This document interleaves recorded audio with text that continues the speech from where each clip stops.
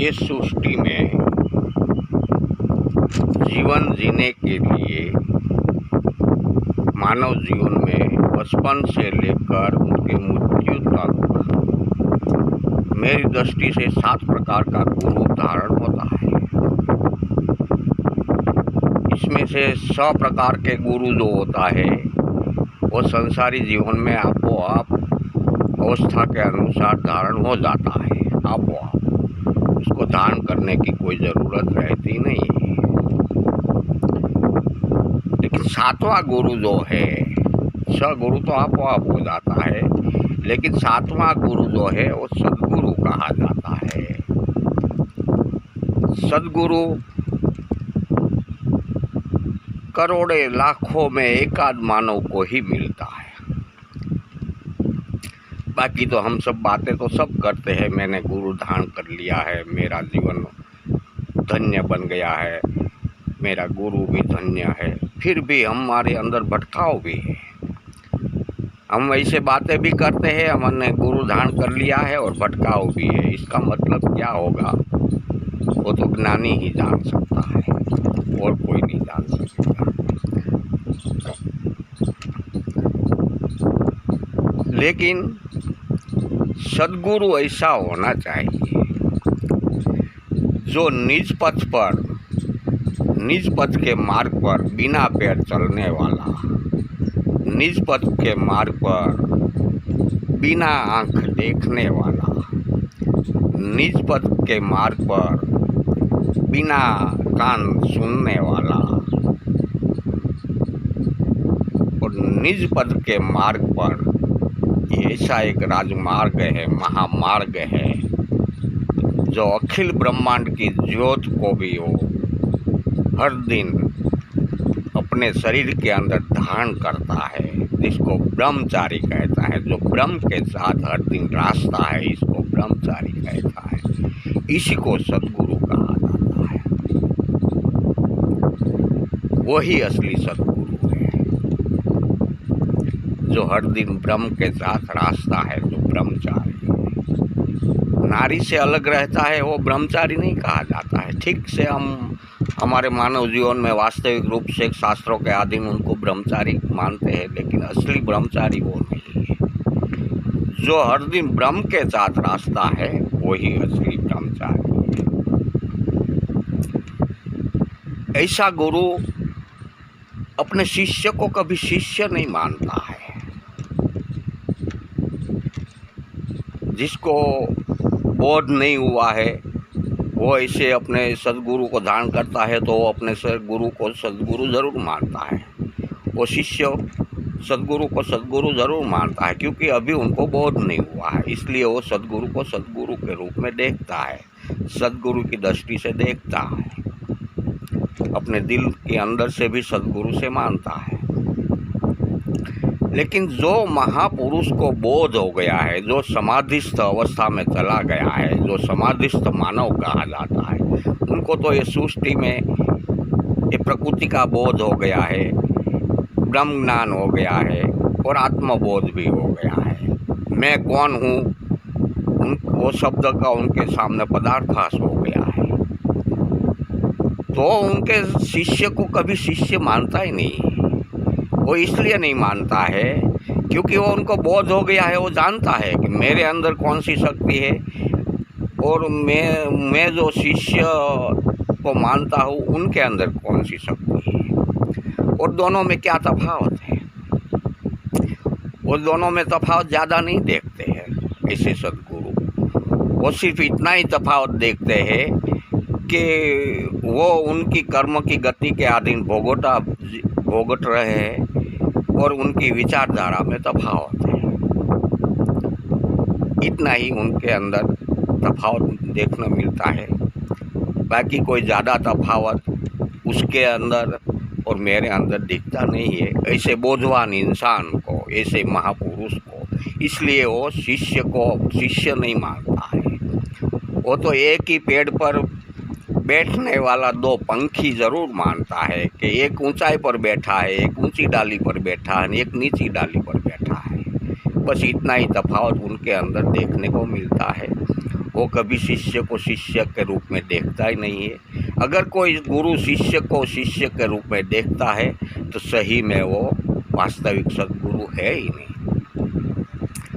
भीड़ इकट्ठी करके, पुस्तकों का वाचन करके, पुस्तकों को कंठस्थ करके जो सत्संग किया जाता है, जो बोध दिया जाता है लोगों में, सही में वो सद्गुरु है ही नहीं। सद्गुरु तो हालता फिरता पुस्तक है, वो तो सूक्ष्म जगत का धारण करता है, वो सूक्ष्म वेद को धारण करता है। सूक्ष्म वेद उनको कंठस्थ, अंदर से ही कंठस्थ है, अंदर से ही प्रकट हुआ है।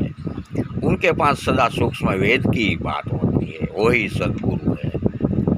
बाकी कोई सद्गुरु सही में नहीं कहा जा रहा। ठीक है, हम मानव जीवन के अंदर मानते हैं पुस्तकों के अधीन सुनी सुनाई बातों से हम, लेकिन वो सिर्फ हमारी भ्रमणा है। सद्गुरु कभी भीड़ इकट्ठी करता नहीं है। सद्गुरु उनके वहाँ कभी भीड़ इकट्ठी होने ही नहीं देता है, वही असली सद्गुरु है। और जो भीड़ इकट्ठी करता है, सद्गुरु के रूप में मानवों के सामने प्रकट होता है, सही में वो सद्गुरु है ही नहीं। सद्गुरु तो निराकार का उपासक होता है। निराकार, निरंजन निराकार का उनको अनुभूति होती है। ये प्रकृति की योग के साधन के मार्फत से वो प्रकृति का रहस्य उनके सामने खुला हो जाता है। जो उनको शिष्य, उनके शिष्य को सभी उनकी अनुभूति वाले क्रियाएं उनके शिष्य को करवाता है और उनके शिष्य को खुद से सवाया बना देता है, वही सद्गुरु है।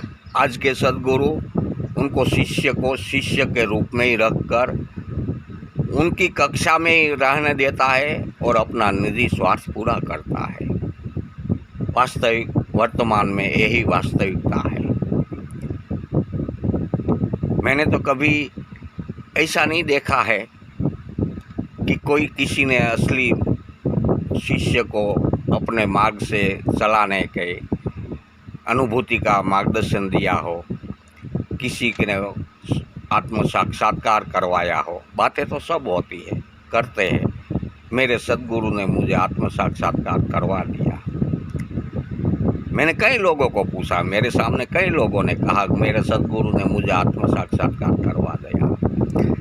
मैंने उनसे एक ही सवाल पूछा, भाई आत्म साक्षात्कार की अनुभूति क्या है, वो तो मुझे बताओ। किस तरीके से आत्म साक्षात्कार करवाया और आत्म साक्षात्कार के वक्त आपके शरीर में कौन सा फेरफार हुआ और अभी क्या फेरफार है? तो उसका जवाब तो कोई दे नहीं पाया है। बस ऐसे ही बोलते हैं, मेरा तीनों चक्रों जागरूक करवा दिया, मेरी सद्गति हो गई, मेरा उद्धार हो गया। अरे भैया, वो खुद का उद्धार नहीं कर पाए हैं, ये दुनिया को उल्लू का पाठ बना रहे हैं, और तो तुम्हारा उद्धार कैसे कर पाएगा? अगर वो खुद का उद्धार कर उनका हो गया होता तो उनके वहाँ कभी भीड़ नहीं होती, क्योंकि वो कर्म का सिद्धांत जानते हैं कि कर्म का संचित कर्मों के अधीन जो मानव जीवन उनको भोगोटा के लिए मिला है, तो उसमें कोई कुदरत भी कोई दखलगिरी नहीं कर सकता है। तो मैं कौन उनका जीवन में दखलगिरी करने वाला? ये उनको अच्छी तरह ज्ञान होता है, इसलिए वो किसी के जीवन में दखलगिरी कभी नहीं करेगा। अगर कोई किसी के जीवन में दखलगिरी करता है तो उनको बोध ही नहीं है, उनका ये प्रकृति का ज्ञान ही नहीं है, उनको बोध हुआ ही नहीं है। यही अनुभूति का मार्ग है। ये अनुभूति वाला मानव ही ऐसा शब्द बोल सकता है और कोई नहीं बोल पाएगा।